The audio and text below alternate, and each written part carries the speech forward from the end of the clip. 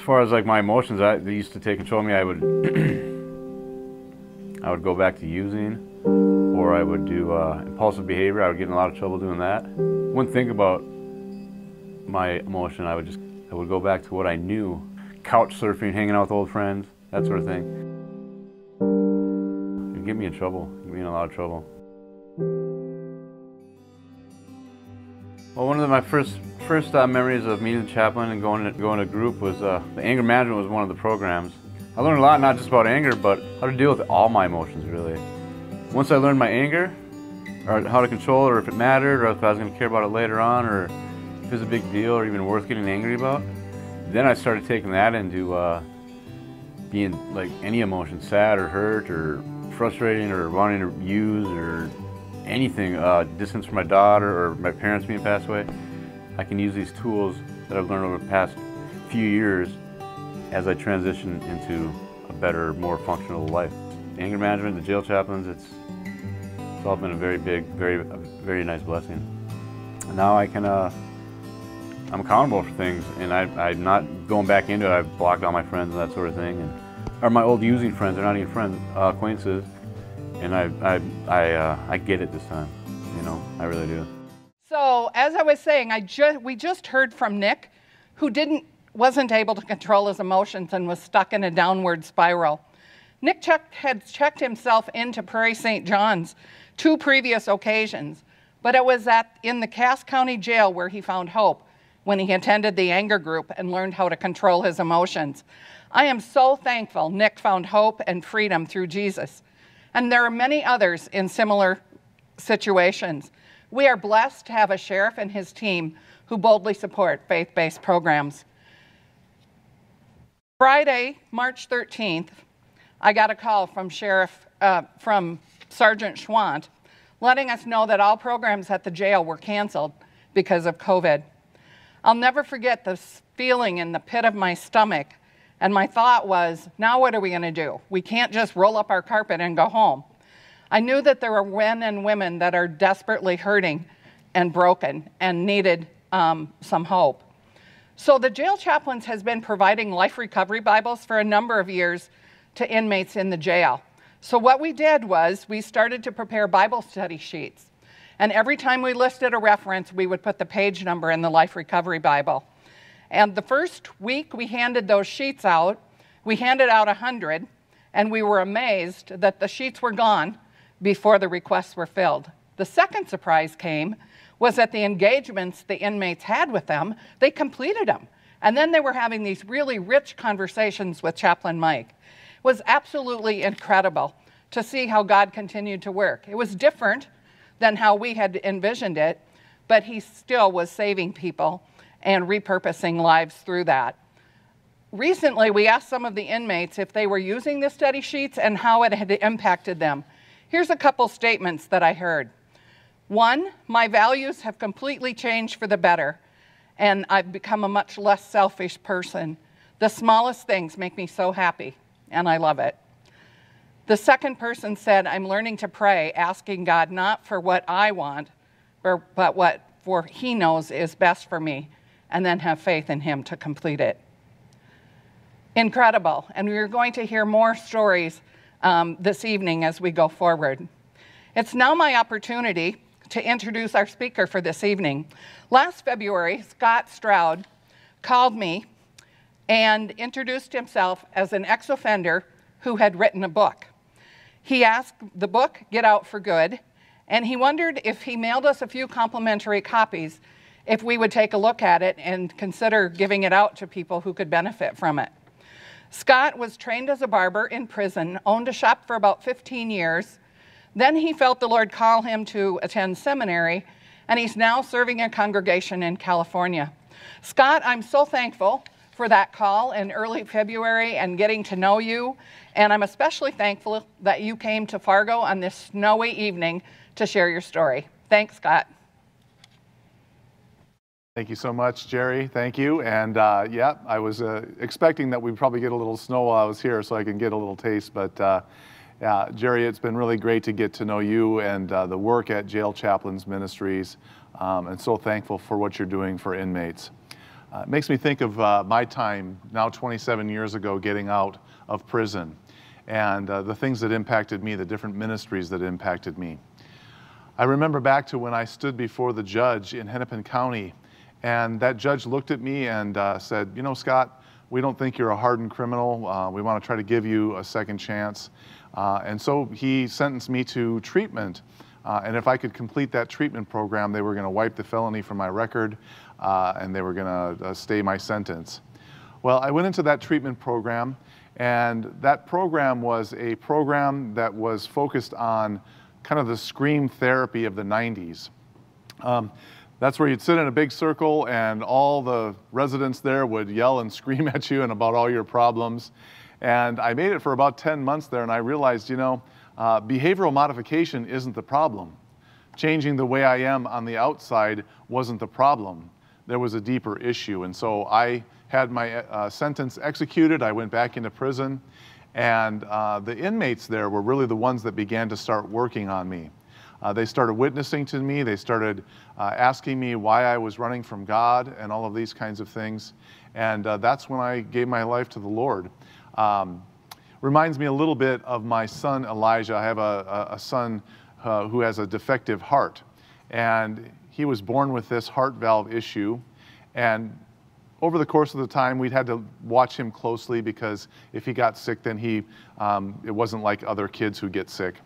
And so one time he got sick, and we were watching him for about a week. He wasn't getting any better. And so we took him into the emergency room, and suddenly they got very serious, and they decided they wanted to rush him up to Children's at Stanford. And so they got him up there, and they began to fight his infection that was affecting his heart. It was attacking his heart valve.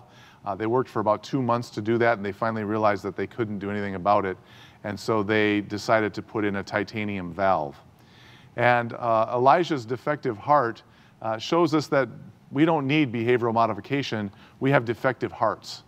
These are things that are affecting us deeply. And so as I think about these men and women who are getting out for good, that's the first step, getting right with God, because all of the other things that happen after that come out of that relationship with the Lord. And so I'm very thankful for ministries like jail chaplains, and I pray that you will prayerfully support their ministry here. Thank you so much. 2 Corinthians chapter 5, verse 17, the Lord says, "This means that anyone who belongs to Christ has become a new person. The old life is gone and a new life has begun." Josh, could you just maybe share how your life has changed since you've been reading the Recovery Bible and doing the Bible study sheets? And well, I've always struggled with faith. I've always wanted to believe. This book in particular makes the text really, easy to read, easy to understand in modern times, and the footnotes are, if you don't get it from the scripture, the footnotes help, give the full message, and the handouts too. I mean, they tell you what to read, where to read. All you got to do is reflect on it after that, and it makes all the difference in my life. Okay, thanks for sharing, and just be encouraged, guys, that God has a new life for you and a plan for your life. Let's close in prayer. Father, we just thank you for this. So amazing seeing those men and women that are volunteering for these situations and these Bible studies all over the country. People that are volunteering their time, and they're going into these places, and they're doing an amazing job. It shows me the importance of a church life, a church family. And when I got out of prison 27 years ago, that was a high priority for me, to find a church that would be supportive, that would understand that everybody deserves a second chance. And there needs to be a lot of preparation in that. Also, I was looking for friendships, friends who would be there and who would walk alongside of me. And when I was in the Lionel Lakes prison, that was the last prison that I was at, about 9 months before I got out, there was a community choir that came in. And they came in and they sang, and they did a wonderful concert. But out of that concert afterwards, we had a little bit of a time to chat with the people that had come and sang. And I met a young lady named Lisbeth. And Lisbeth realized that I needed friends. And so she called up two of her best friends, Brian and Mark, and told them about this guy in this prison. And they signed up on my visitation list, and they came into the prison and they visited me. They started visiting me regularly in those last couple of months before I got out. And then when I got out, they had a big get out of jail card printed up, and they had this party for all these friends of theirs to meet me and to get to know me. And they really took me in as a family, and I was very amazed by their love and by their sacrifice for me. And so as you see these young men and women getting out, and sometimes older ones that have been in it for a long time, they need friendships. They need a good pastor to come alongside of them. They need good Bible teaching and training. And so don't be afraid to invite them into your congregations with open arms, because you never know, they may be some of the next leaders of your church there. I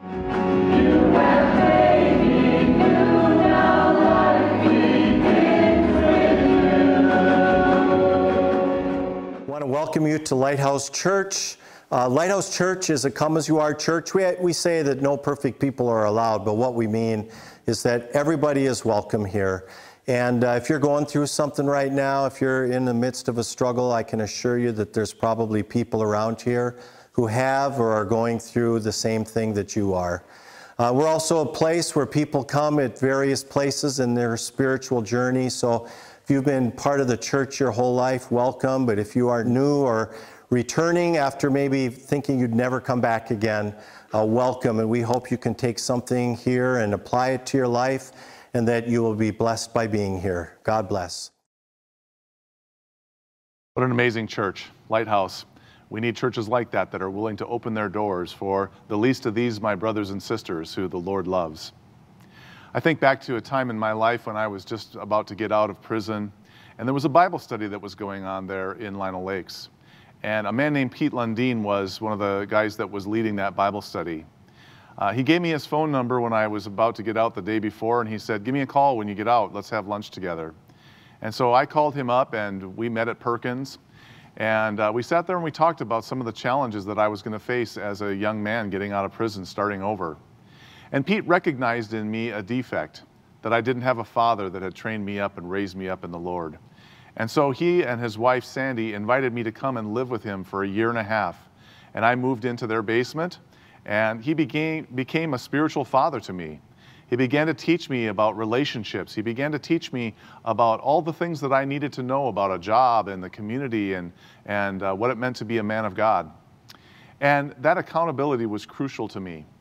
And so I told Mark and Brian, my friends, about this amazing guy, and they began to come over and sit under his amazing tutelage too as well. And we began this group called the Brotherhood. And the Brotherhood really became an accountability group for us. We would sit and talk about our jobs, we would talk about relationships with women, we would talk about struggles that we were having internally. Whatever it was, we had a place that we could come and confess our sins to one another. And that's so important in the life of those who are getting out, that they have someone that they can tell about all of their struggles and have accountability for those things. They need that each week. Even as a pastor, I still needed that myself. Out in California, our church is quite a ways away from our headquarters in the AFLC, and so we're a little bit isolated. And so I've had to find really, pastors from other churches in that area that I talk to, that I confess my sins. And yes, your pastor does sin. I confess my sins to them and receive that healing that the Lord brings through those relationships.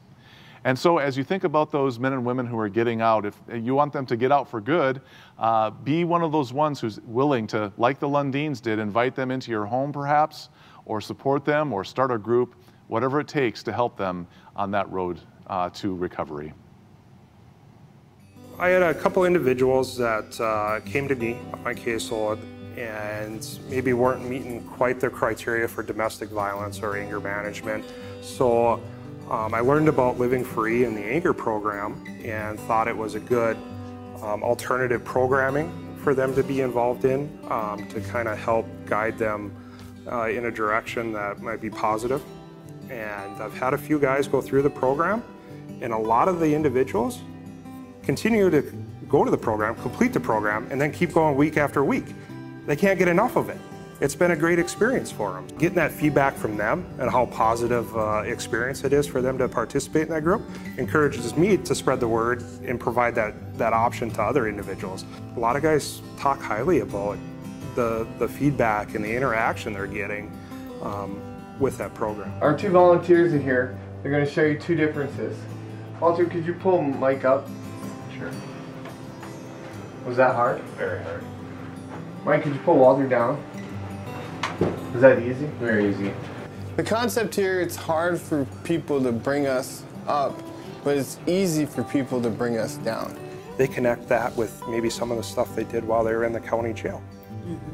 They're more apt to get involved with it out here in the community because they had a positive experience while they're incarcerated. Just a great example of men standing with each other and walking with each other through those hard times and learning together. One of the things that I think about that was so difficult for me when I was getting out of prison was the thoughts about employment. I was kind of worried that nobody would want to hire me because of the felony that I have. And so I went down to the local Lund store that was about 2 blocks from my grandparents' house where I was staying those first few weeks. And I walked in there and I grabbed the application and I began to fill it out.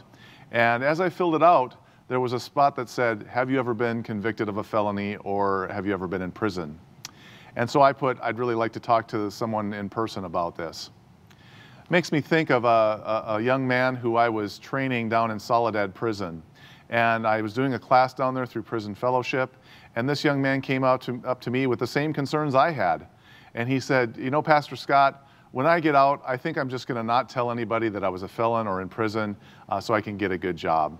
And I said, oh, you're going to start your whole career on a lie, and you're going to have to just keep on lying. I told him the story about my application to Lund's, and he was wondering how that had turned out. I said, well, yeah, the manager called me into his office, which actually doubled as the viewing place to try to catch shoplifters, ironically. And so we sat there, and I told him my story. I told him everything to what I'd done, the work that the Lord had done in my life, all the jobs that I'd had in prison, and gave references for those. And he looked at me and he said, Scott, I think that you deserve a second chance. I can see the Lord's work in your life. And so I told this young man in the prison about that, and I said, you really should tell the truth right off the bat and not lie about your past and that kind of thing. And so it makes me also think of my second job that I had, which was called Pies Incorporated. It was a pie factory that I had to go in for 10 hours and stand and flip fruit in. And that job just really showed me about perseverance, pushing through and doing the job even though it was hard. And so for you guys getting out there, all you men and women who are getting out, tell the truth, be upfront, because God will open doors, and any door that He opens, no man can close. Getting out was tough too, of prison, you know, scared of trying to find a job. But I also found the Lord in jail. And that's what really helped solidify my foundation to be a better person. So from the time I gave my life to the Lord, you know, the Lord giveth and the Lord taketh away. He's got to break people down before He can build them back up, and that's what He did. I'm financially stable. I'm part of a great church, part of a great community, have great friends and support, got my own place, got a car. You know, it's just a blessing. I always pray over every person we bring in here, and this was clearly a risk for me. I've never done this before, and God just gave me such a peace. This man stood in front of our church with complete honesty. He was honest to me in the application process, the hiring process, and that really sealed the deal for me. In your book, Get a Job, you know, it's not everyone's going to hire, you know, an ex-convict, but you know, if you're honest with yourself and honest with the people that you work for, they'll hire you. And I'm glad that he's a part of not only our work family, but just a part of the community, and he's making a difference. And my advice is to just always be honest in that. King David was in big trouble. He had sinned greatly against the Lord. He had had an adulterous affair with Bathsheba. He had killed her husband, and he tried to cover it all up. But the Lord knew and sent Nathan the prophet. And Nathan pointed at him, said, "You are the man who has done this." Kind of like the story about the one who took the sheep of a poor person. But you know, David did something amazing in that. He confessed to the Lord. He could have killed Nathan. He could have covered it up even further and wiped the evidence from the earth, but he didn't, because he had a soft heart to the Lord, and he didn't run away from that confrontation. Saul, on the other hand, was a very different king. He killed anybody who came against him. In fact, he tried to kill David numerous times. And these two stories show us that it's not about a perfect life. Even some of the greats in the Bible sinned, and sinned greatly. And so for us, as we think about falling, it's not about being perfect, it's about getting up once you've fallen down, not just letting the devil kick you while you're on the ground over and over again. And so we need to encourage those men and women who are getting out. As they get out, tell them, hey, you're going to make some mistakes. You're going to stumble.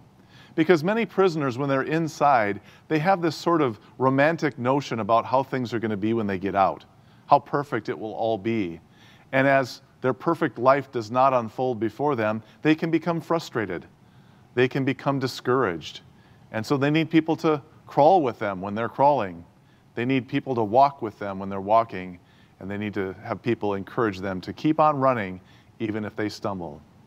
And so, are you one of the ones who can help someone get out for good? I was really trying to stay on the right path and do the right things and learn how to live the proper Christian life. But my, sinful life was still calling to me. I ended up falling back into my life of addiction. Basically, this drug thing is all real. I mean, it affects every aspect of your life, every relationship, and it affects your family. It really affected my husband and I, the struggle with Katie kind of in the middle, but it affects finances, it affects everything, every part of your life. And I think it was from, in 2016 going into 2017, then finally God came to me and said, "Linda, my child, you need to take care of you and follow me, and I'll take care of your daughter." And that was probably the hardest thing I've ever done in my life, because I felt like I was turning my back on Katie, but what I was doing is I was let go and let God. And it was really hard, especially because my mom wasn't there for me, and neither was anybody else, really. And I felt so alone, but